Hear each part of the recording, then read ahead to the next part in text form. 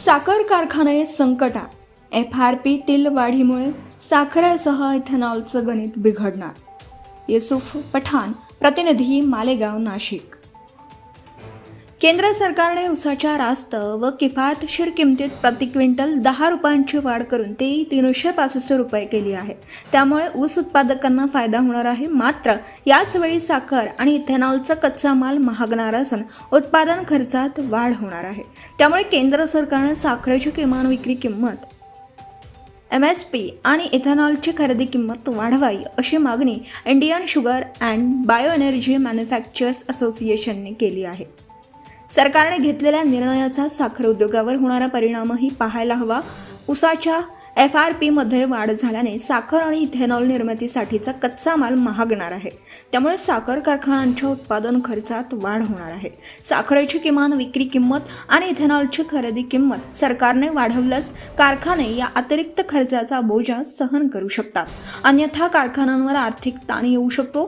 त्यातून कारखान्यांची आर्थिक स्थिती बिघडून त्यांच्याकडून शेतकऱ्यांच्या ऊसाचे दणी मिळण्यास विलंब होऊ शकतो, असे इस्माने म्हटले आहे.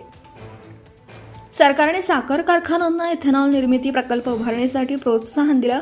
त्यामुळे कारखान्यांनी हे प्रकल्प उभारले. परंतु सरकारकडून इथेनॉलची खरेदी कमी आल्याने ते पूर्ण क्षमतेने चालवता येत नाही. त्याचा परिणाम साखर कारखान्यांच्या आर्थिक स्थितीवर होतोय.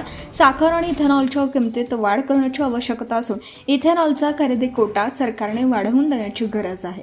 त्यातून साखर उद्योगाला आर्थिक स्थैर्य मिळेल, असं इस्माने स्पष्ट केले आहे.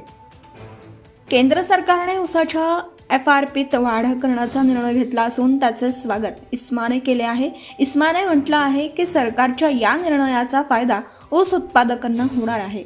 नवीन FRPमुळे शेतकऱ्यांच्या उत्पन्नात वाढ होणार असून त्याचा फायदा 5.5 कोटी शेतकऱ्यांना होईल. आगामी साखर हंगामात यामुळे देशातील शेतकऱ्यांना अतिरिक्त 15 ते 20 हजार कोटी रुपयांचं उत्पन्न मिळेल. यातून आगामी हंगामात शेतकऱ्यांचे ऊसाचे दणी 1.3 लाख कोटी रुपयांवर जातील.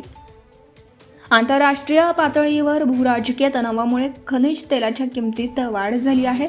पेट्रोलमधील इथेनॉलच्या मिश्रणाचे प्रमाण सध्या 20% असून ते वाढवण्याची गरज आहे.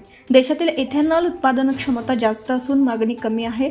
ही तफावत त्यामुळे भरून निघेल, असंही इस्माने स्पष्ट केलं. Subscribe now and press the bell icon. Never miss an update.